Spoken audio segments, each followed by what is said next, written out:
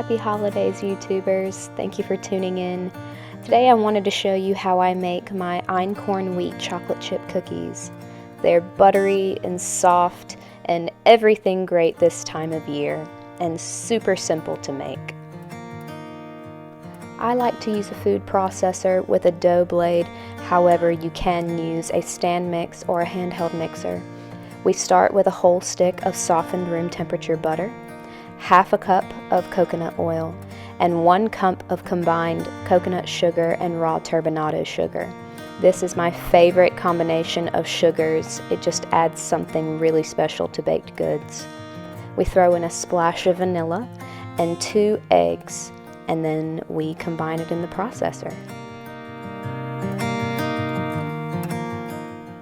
While we're getting all of this together, we'll go ahead and get our oven preheated to 350 degrees.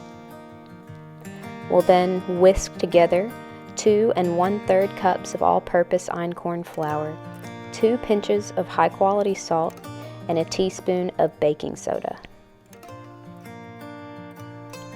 We'll combine our dry ingredients with the wet ingredients in our processor and whip them together.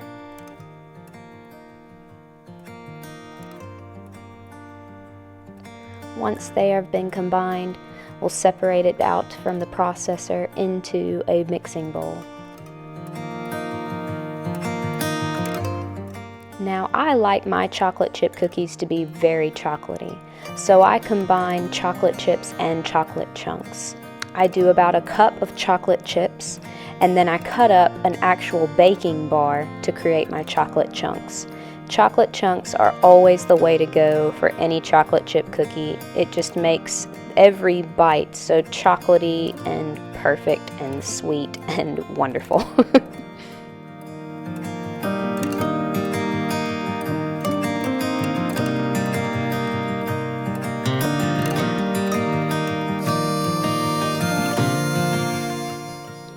Now this next part, you don't have to line your sheets with parchment paper, but I find it always just makes my cleanup afterwards so much easier.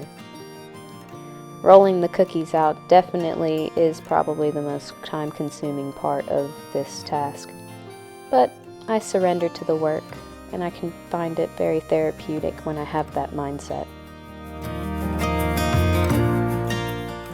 Now, most cookie recipes do advise that you chill the dough once you've rolled out all of your individual cookies, but I don't usually do that. However, today our house was quite warm, and the warmth from my hands also really softened this dough, so I could tell that they were going to want to spread a little bit more than they should in the oven.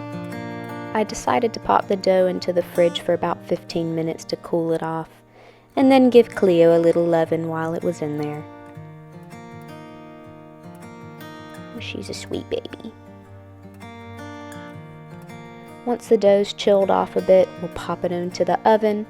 I usually set my timer for about 9 minutes, just so that way I'm reminded to check on them, so that way they don't overcook. I don't really like cookies when they're not nice and soft. The key to cooking a good cookie, especially chocolate chip cookies, is undercooking them just a touch.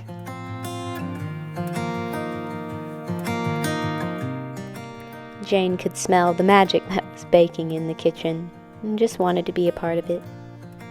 She too is also a very sweet baby.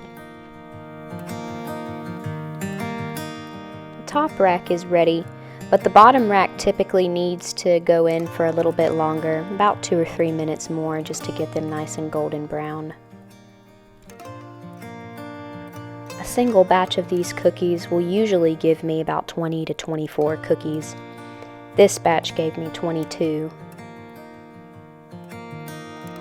These beautiful cookies are a great way to lift someone's spirits up when needed. So once they're completely cooled on these cooling racks, they'll be transported to a friend in need. My love language is acts of service.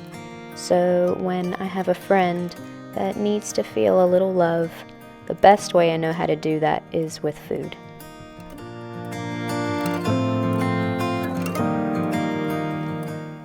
With the cookies being completed and they're cooling now, There's always the task of washing dishes that has to get done. We do not have a dishwasher in our house, so we hand wash all of our dishes, and there's always dishes that need to be done.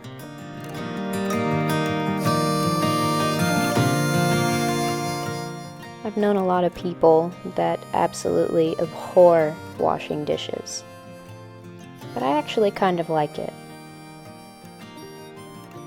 It's a very simple task, and one that can be very rewarding.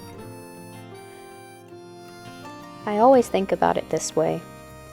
I want present Taylor to be grateful for past Taylor's work.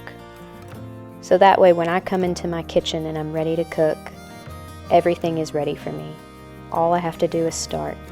I don't have to wash dishes. I don't have to clean up my kitchen. It's all there ready for me to go. And no, I do not typically light candles for when I'm cleaning up my kitchen. But why not set the vibes right? Why not turn something that's very ordinary into something extraordinary?